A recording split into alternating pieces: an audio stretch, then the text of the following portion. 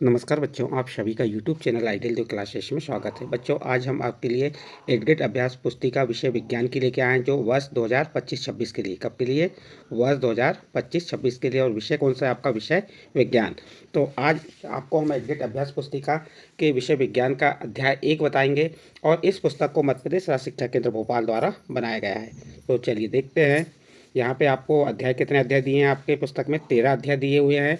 13 अध्याय में से आज के वीडियो में आपको हम अध्याय 1 फसल उत्पादन एवं प्रबंधन से संबंधित जो सही विकल्प है, खालिस्तान है और प्रश्न है, उन प्रश्नों के उत्तर बताएंगे। तो चलिए देखते हैं। अध्याय 1। अध्याय 1 में दिया है फसल उत्पादन एवं प्रबंधन। इस अध्याय में लर्निंग आउटकम दिए गए हैं, समाहित हैं। पाठ के पूर्व की तैयारी। आपको पाठ की पूर्व की तैयारी में जो दिया है, इसे ध्यान से पहले पाठ की पूर्व तैयारी कर लीजिए, उसके बाद इन प्रश्नों को उत्तर दीजिए। क्या दिया है इसमें? सभी सजीवों को भोजन की आवश्यकता होती है। जितने भी सजीव होते हैं उन्हें किसकी आवश्यकता होती है? भोजन की आवश्यकता होती है। हरे पौधे अपना भोजन प्रकाश संश्लेषण क्रिया द्वारा स्वयं बनाते हैं। जो हरे पौधे होते हैं वे अपना भोजन प्रकाश संश्लेषण क्रिया द्वारा स्वयं बनाते हैं।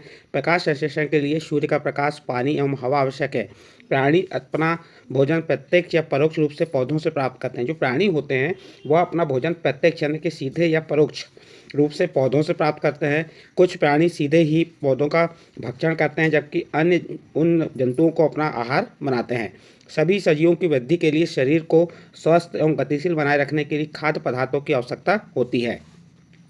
भोजन से प्राप्त ऊर्जा का उपयोग विभिन्न जैविक प्रक्रमों जैसे पाचन, श्वसन, उत्सर्जन और संपादन में करते हैं। हम अपना भोजन पौधों एवं जंतु दोनों ही से प्राप्त करते हैं। हम सभी को भोजन की आवश्यकता होती है, अतः हम अपने देश के इतने अधिक लोगों को भोजन किस प्रकार उपलब्ध करा सकते हैं। और यहाँ कुछ देखिए, आपको उपकरण दिए हैं और कृषि में उपयोग आने वाले उपकरणों को छाट कर लिखिए। तो ये हल, ट्रैक्टर, कुदाली, शालो, शेड्यूल, बस, तालाब, ये उपकरण है। और यहाँ से जो कृषि में क्या है, कृषि में उपयोग आने वाले उपकरण के नाम क्या बता देंगे आप? हल, ट्रैक्टर, कुदाली, शेड्यूल। और यदि कोई और उपकरण आपने देखे हैं, जैसे हमने हंसिया देखे, फावड़ा, कल्टीवेटर, हल सेफ्ट, तो ये उपकरण हो गए किसमें? कृषि में उपयोग होने वाले। तो इसके बाद आगे क्या दिया हुआ है आप देख सकते हैं।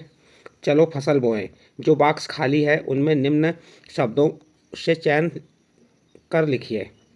निम्नलिखित शब्दों से चयन कर। देखिए, बुआई, बुआई के बाद हम क्या करते हैं? खाद एवं उर्वरक देना, भंडारण और खरपतवार। तो यहाँ देखिए, यहाँ क्या किए, यदि हमें किसी फसल का उत्पादन करना है तो सबसे पहले हम क्या करेंगे?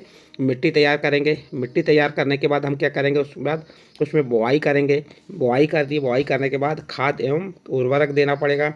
उसके बाद हम क्या करेंगे? उसमें सिंचाई करेंगे। सिंचाई के बाद जो खरपतवार की है उसे निकाल देंगे, फिर कटाई करेंगे, उसके बाद भंडारण करेंगे। ये जो चक्र है, जो फसल तैयार करने का है, फसल हमारे यहाँ बुआई से मिट्टी की तैयार करने से लेकर भंडारण तक की आपको एक चक्र बताया गया है। चलिए आगे देखते हैं, आगे क्या दिया हुआ है। अब प्रश्न नंबर 1 दिया है, सही विकल्प के आगे सही का निशान लगाइए। इसका पहला प्रश्न है, गेहूँ, चना तथा मटर की फसल उगाने की समय अवधि है। प्रश्न क्या है आपका? गेहूँ, चना, मटर की फसल उगाने की समय अवधि है। तो इसका सही आंसर आ जाएगा आपका बी नंबर, अक्टूबर से मार्च तक। कब तक है ये? अक्टूबर से मार्च तक। तो इसका बी नंबर का ऑप्शन सही है। फिर दूसरा विकल्प है इसका, पहली जल की कमी वाले क्षेत्र में रहती। जो पहली है वह जल की कमी वाले क्षेत्रों में रहती है। वह सिंचाई के लिए किस विधि का उपयोग करे कि जल व्यर्थ ना होकर सीधे पौधों की जड़ों को मिले। तो यहाँ पे 4 ऑप्शन दिए हैं। एक छिड़काव दिया है, ए नंबर, बी नंबर ठेकली दिया है, सी नंबर ड्रिप तंत्र दिया है और डी नंबर रहट दिया है। तो इसका सही आंसर आ जाएगा आपका सी नंबर, ड्रिप तंत्र। पहली किस क्षेत्र में रह रही है? जल जहाँ पानी कम है, और वह सिंचाई के लिए किस विधि का उपयोग करेगी? तो ड्रिप तंत्र विधि का उपयोग कर जल व्यर्थ ना होकर सीधे पौधों को, जड़ों को मिले। तो किस विधि का उपयोग करेगी? वह ड्रिप तंत्र का। इसके बाद अगला प्रश्न है, भुजों ने अपने खेत में लगातार उर्वरक का उपयोग किया। कुछ वर्षों पश्चात उसके खेत में फसल की पैदावार कम होने लगी। पहली ने उसे अपने खेत में जैविक खाद का उपयोग करने की सलाह दी। जैविक खाद के बारे में सही कथन है। ए नंबर, इससे मिट्टी की जल धारण क्षमता में वृद्धि होती है। बी नंबर, इससे मित्र जीवाणुओं की संख्या में वृद्धि हो जाती है। सी नंबर, कथन ए और बी दोनों सही हैं। और डी नंबर, सिर्फ कथन ए सही है। तो इसका सही आंसर आ जाएगा आपका सी नंबर, कथन ए और बी दोनों सही हैं। इसके बाद नेक्स्ट अगला प्रश्न है आपका 4 नंबर का प्रश्न, कृषि कार्य में क्या कह रहा है इसमें? कृषि कार्य में किस यंत्र द्वारा बुआई करने से समय तथा श्रम की बचत होती है? ए नंबर कल्टीवेटर, बी नंबर हल द्वारा, सी नंबर कंबाइन द्वारा और डी नंबर शेड्यूल द्वारा। तो इसका सही आंसर आ जाएगा आपका डी नंबर शेड्यूल द्वारा। किसके द्वारा? शेड्यूल द्वारा। नेक्स्ट प्रश्न है, उपरोक्त चित्र में गमले ए बी सी में, देखिए ये चित्र दिख रहे हैं आपके जिसमें गमले ए बी और सी हैं, में चने के बीज को अंकुरित कर लगाया गया। बताइए किस गमले के पौधे का चना अधिक स्वास्थ्यवर्धक होगा। तो आप देखेंगे ए में क्या है, ए में मिट्टी प्लस गोबर की खाद, बी में मिट्टी प्लस यूरिया और सी में है मिट्टी। तो यहाँ 4 ऑप्शन दिए, गमले ए में, गमले बी में, गमले सी में और गमले ए बी सी तीनों में। तो इसका सही आंसर आ जाएगा गमले ए में। जहाँ मिट्टी के साथ गोबर खाद का उपयोग किया जाएगा, तो जो उस गमले का पौधा है या उस गमले में जो चना का पौधा लगाया है हमने, वह कैसा होगा? अधिक स्वास्थ्यवर्धक होगा। इसलिए इसका ए नंबर का ऑप्शन सही होगा गमले ए में। इसके बाद नेक्स्ट प्रश्न है आपका प्रश्न नंबर 2। क्या दिया है? दिए गए शब्दों में से चुनकर रिक्त स्थानों की पूर्ति कीजिए। देखिए बच्चों, यहाँ पे आपको कुछ शब्द दिए हैं, इन शब्दों को चुनकर यहाँ पे जो रिक्त स्थान है उनकी पूर्ति करना है। कौन कौन शब्द दिए हैं? नीम की सूखी पत्तियाँ, छिड़काव तंत्र, मछली, खरपतवार नाशी और ह्यूमस। तो इसका पहला खालिस्तान क्या है? बोझों द्वारा अपने असमतल खेत में सिंचाई के लिए खालिस्तान उपयोग किया जाता है। तो इसका सही आंसर आ जाएगा आपका छिड़काव तंत्र। बोझों द्वारा अपने असमतल खेत में सिंचाई के लिए छिड़काव तंत्र का उपयोग किया जाता है। जी, आपका पहले में आंसर आ जाएगा ये। उसके बाद दूसरा नंबर का प्रश्न क्या कह रहा है? पहली समुद्र तटीय क्षेत्र में रहती है, उसके परिवार के सभी सदस्य खालिस्तान का मुख्य आहार के रूप में उपयोग करते हैं। तो इसके खालिस्तान में आ जाएगा आपका मछली। क्या आ जाएगा? मछली। पहली समुद्र तटीय क्षेत्र में रहती है, उसके परिवार के सभी सदस्य खालिस्तान का यानी मछली का मुख्य आहार के रूप में उपयोग करते हैं।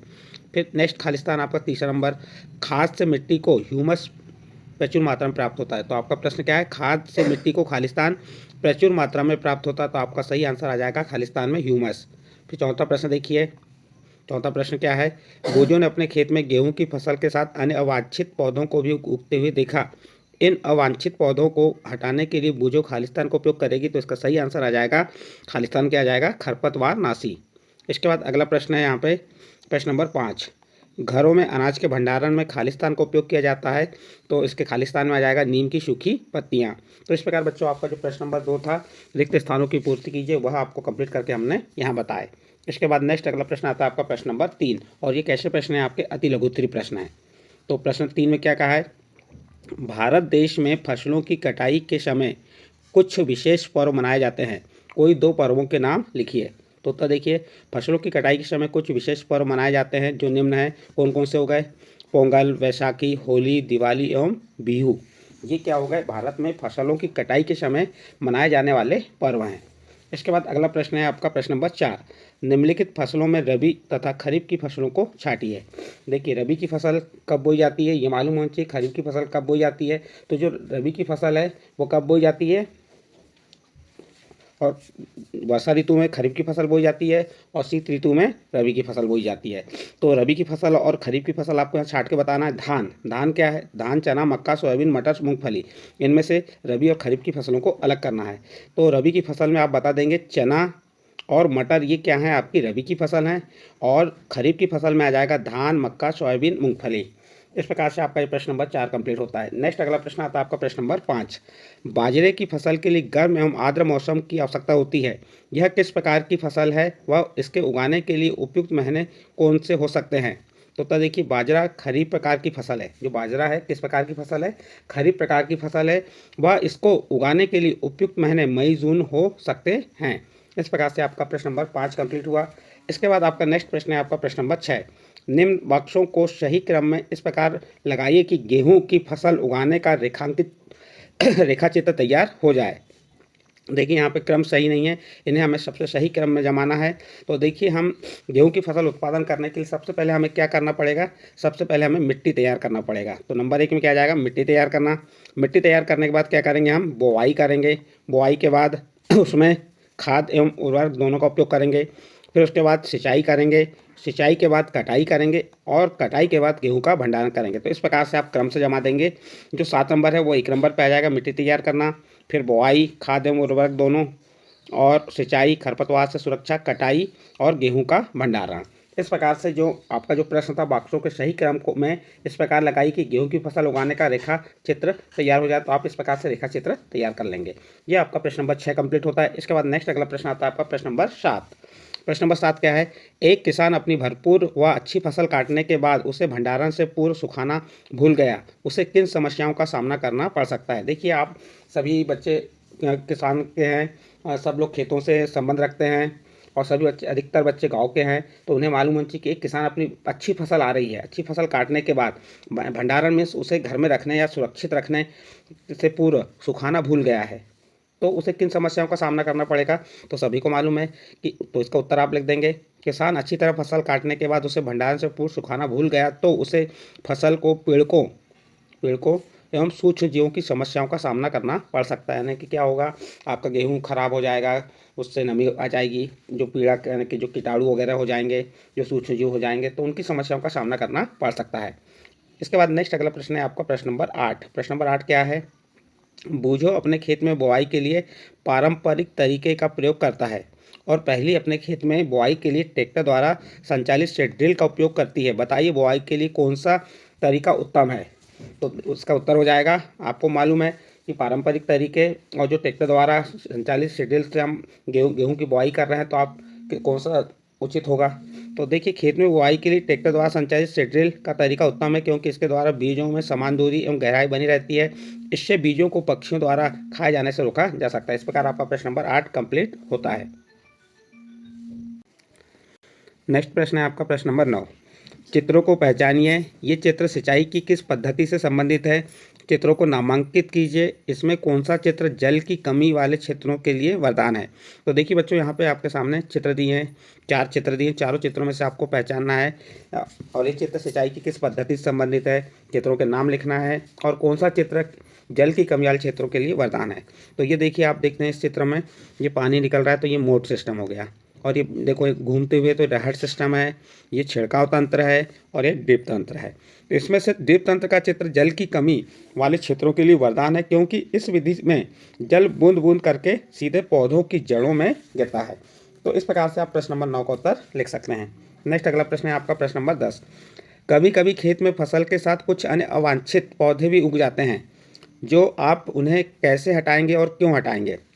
देखिए, कभी कभी खेत में क्या होता है, फसल के साथ अन्य अवांछित पौधे यानी खरपतवार, यानी जो अन्य पौधे, जैसे आपने चना लगाया, चना के अलावा दूसरा पौधा निकल जाता है, जिसे हम कचरा कहते हैं, तो उन अवांछित पौधों को उग जाते हैं, तो उन्हें कैसे हटाएंगे और क्यों हटाएंगे? तो उत्तर में लिख देंगे, खेत में फसल के साथ कुछ अन्य अवांछित पौधे भी उग जाते हैं, उन्हें निराई करके हटाएंगे, क्योंकि अवांछित पौधे जल, पोषक, जगह और प्रकाश से स्पर्धा कर फसल की वृद्धि पर प्रभाव डालते हैं। ये आपका प्रश्न नंबर 10 का उत्तर हुआ। इसके बाद प्रश्न नंबर 11। एक बर्तन में स्वस्थ और कमजोर बीज रखे हैं, हम इसमें से स्वस्थ और कमजोर बीजों को कैसे पृथक करेंगे? पृथक यानी कैसे अलग करेंगे? तो देखिए, एक बर्तन में स्वस्थ और कमजोर बीज रखे हैं, हम इसमें से स्वस्थ और कमजोर बीजों को पृथक करने के लिए एक बर्तन में पानी लेंगे, उसके बाद उसमें बीज डालेंगे, स्वस्थ बीज नीचे बैठ जाएगा और कमजोर बीज ऊपर तैरने लगेगा। इस प्रकार हम क्या करेंगे, स्वस्थ और कमजोर बीज में को अलग कर पाएंगे और पता कर पाएंगे कौन सा बीज स्वस्थ है और कौन सा बीज कमजोर है। ये आपका प्रश्न नंबर 11 का उत्तर कंप्लीट हुआ। इसके बाद नेक्स्ट प्रश्न है आपका प्रश्न नंबर 12। आपको खेती के लिए एक सूखा भूखंड दिया गया है, बीजों को बोने से पूर्व आप क्या क्या तैयारी करेंगे और क्यों? उत्तर देखिए, जो हमें खेती के लिए एक सूखा भूखंड दिया गया है, उसके लिए हम किस बीजों को बोने से पूर्व क्या क्या तैयारी करेंगे, तो हम उत्तर में बताएंगे।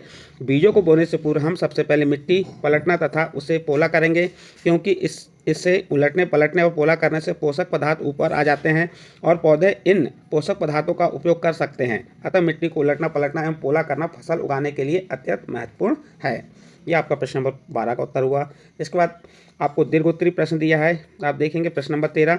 बूझो तथा पहली अपने खेत में खड़ी फसलों को देखकर बातचीत कर रहे हैं। बूझो, पहली, तुम्हारे खेत में गेहूं की फसल बहुत अच्छी आई है, पौधे बहुत तेजी से वृद्धि कर रहे हैं। पहली, हाँ, मैंने फसलों में इस बार उर्वरक अत्यधिक मात्रा में डाला, तुम बताओ। बूझो, हाँ, मैं अपने खेत में गोबर की खाद तथा वर्मी कंपोस्ट का छिड़काव कर रहा हूँ।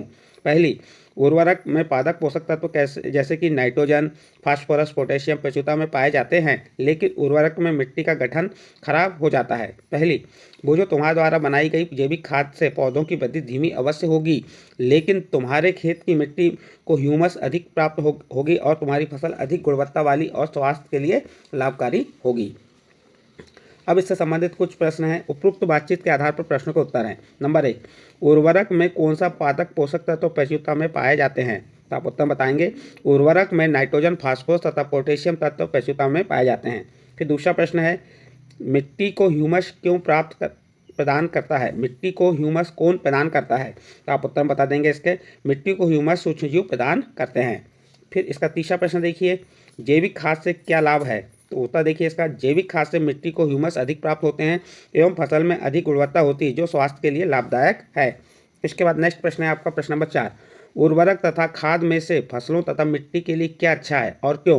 तो देखिए उर्वरक तथा खाद में से फसलों तथा मिट्टी के लिए खाद अच्छा है क्योंकि इससे फसल अधिक गुणवत्ता वाली प्राप्त होती है।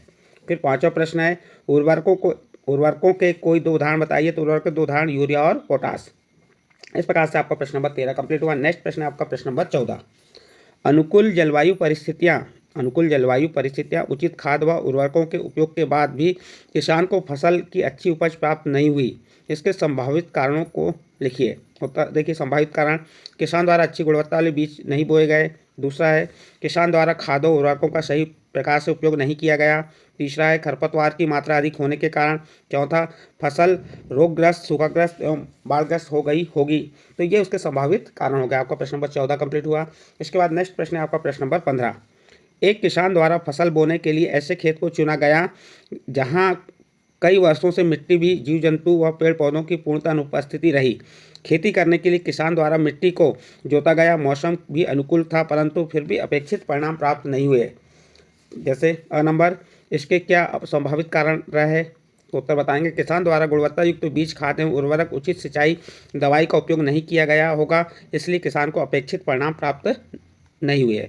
इसका 2 नंबर का प्रश्न देखिए, यदि आप उसकी जगह होते तो अपेक्षित परिणाम के लिए क्या प्रयास करते? तो इसका उत्तर है, यदि मैं उसकी जगह होता तो गुणवत्ता युक्त बीज का उपयोग करता एवं आवश्यकता अनुसार खाद एवं उर्वरक का प्रयोग करता, समय समय पर दवाई, सिंचाई, निराई और कटाई का कार्य पूर्ण करता। इस प्रकार से ये 2 नंबर का प्रश्न का उत्तर कंप्लीट हुआ और प्रश्न नंबर 15 कंप्लीट हुआ। अब यहाँ पे आपके प्रश्न पूरे कंप्लीट हो गए। इसके बाद बच्चों आपको प्रोजेक्ट 1 और प्रोजेक्ट 2 आपको रहते हैं लास्ट में, तो उन्हें भी पूर्ण करना है। तो देखिए प्रोजेक्ट 1 क्या है? प्रोजेक्ट 1 में दिया, मूंग अथवा चने के बीज लेकर उन्हें गीली रुई अथवा कपड़े में लपेट कर रखिए एवं होने वाले परिवर्तनों को तालिका में नोट कीजिए। देखिए हमने जो होने वाले परिवर्तन क्या किए, चने और मूंग के बीज को गीली रुई या कपड़े में लपेट लिया। अब उनके परिवर्तन क्या हो रहे हैं? 24 घंटे में क्या होगा? अंकुरित होता है।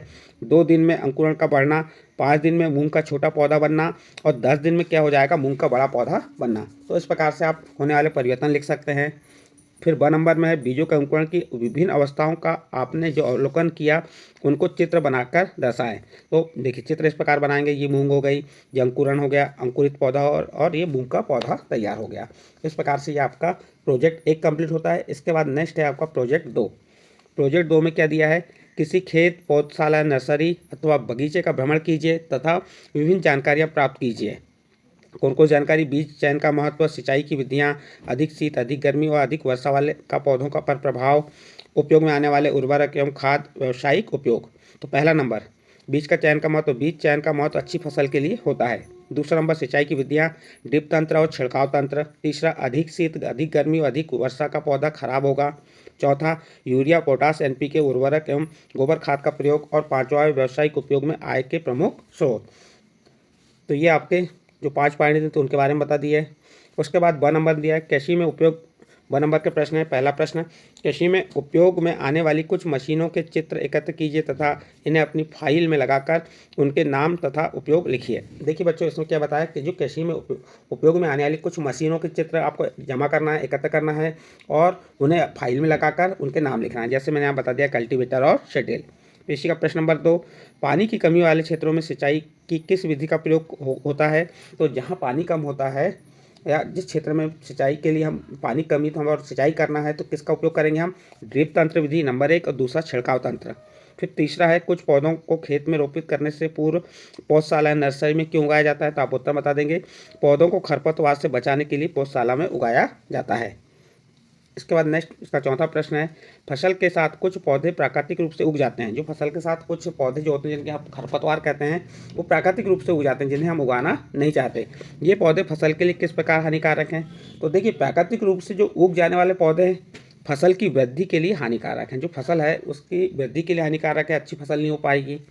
फिर नेक्स्ट प्रश्न है आपका, फसलों के भंडार की विधियाँ लिखिए। तो कौन सी विधि? पहली विधि होगी सुखाना और दूसरा छानना। उसके बाद हम क्या करेंगे? भंडारण करेंगे। तो इस प्रकार से जो आपका प्रोजेक्ट 2 भी कंप्लीट होता है। और प्रोजेक्ट 1, प्रोजेक्ट 2 और जो आपका अध्याय 1 के जो विकल्प, खालिस्तान और जो अति लघुत्तम प्रश्न दिए थे वह आपको हमने बताया। यदि आप ये प्रश्न आपको अच्छे लगे हों तो आप हमारे चैनल आइडियल देव क्लासेस को सब्सक्राइब कीजिए, लाइक कीजिए और इस वीडियो को अन्य ग्रुपों में शेयर जरूर कीजिए। ठीक है बच्चों।